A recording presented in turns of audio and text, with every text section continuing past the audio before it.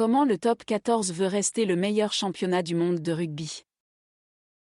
Le constat ne consolera personne de la désillusion du 15 octobre, dont l'effet lacrymal s'annonce aussi durable qu'abondant. Mais il mérite d'être rappelé, ne serait-ce que pour éviter de sombrer dans une déprime saisonnière à rallonge.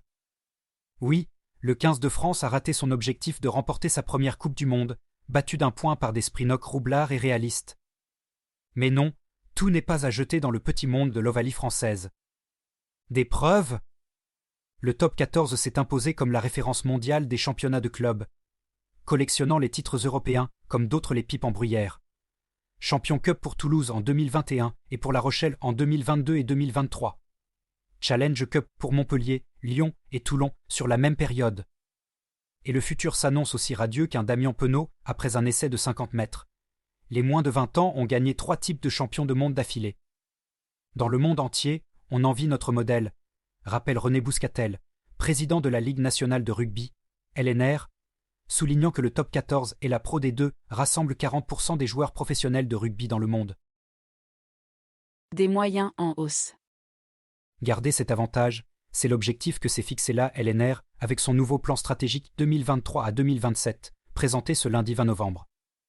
Celui-ci s'inscrit largement dans la continuité du premier plan, 2016 à 2023 qui avait vu la montée en puissance du système des GIF, joueurs issus des filières de formation, ou la création du championnat de rugby à 7, in extenso supercevant.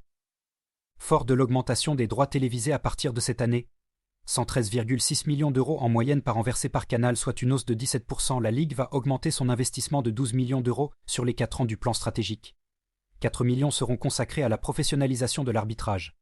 Formation, entraînement, analyse vidéo, hausse des rémunérations. 8 millions financeront les autres priorités de la LNR. Innovation pour la santé des joueurs, avec notamment la création d'une plateforme de données au service du suivi des joueurs et de la recherche. Investissement dans la formation. Rayonnement du rugby dans la société. La baisse du salary cap stoppée. Le plan stratégique acte aussi un arbitrage qui donnera le sourire à nombre de présidents de clubs. La baisse régulière du plafonnement de la masse salariale des clubs, salary cap, est stoppée par la LNR.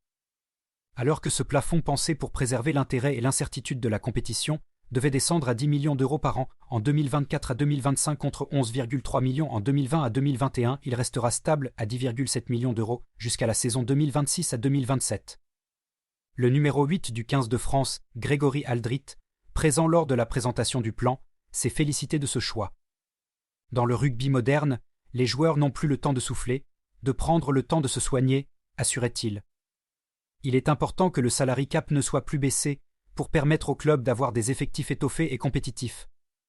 Ces effectifs solides et fournis seront d'autant plus nécessaires qu'une nouvelle compétition internationale s'annonce à l'horizon 2026, avec la nouvelle Nation Cup. Cette nouvelle compétition réunira les équipes du tournoi des 6 nations, France, Angleterre, Écosse, Italie, Pays de Galles et Irlande, et de l'hémisphère sud, Argentine, Nouvelle-Zélande, Australie et Afrique du Sud, avec 2 places en plus réservées à des fédérations sur invitation pour rejoindre le groupe de l'hémisphère sud. René Bouscatel assure que cette nouvelle coupe, qui va encore forcer les clubs à libérer des joueurs, ne menace pas le modèle français. Nous avons obtenu des compensations, notre modèle n'est pas remis en cause par le calendrier international, assure le patron de la Ligue. Sûr de lui, le rugby français se prendrait presque à trouver la concurrence trop faible. Notre crainte est de souffrir, non pas de la concurrence, mais du manque de concurrence au niveau mondial, avec un écart trop important vis-à-vis des autres championnats, assure Lucien Simon, vice-président de la LNR en charge des affaires sportives. Attention tout de même à ne pas se voir trop beau. Même pendant les compétitions de clubs, une claque façon Sprinok n'est jamais exclue.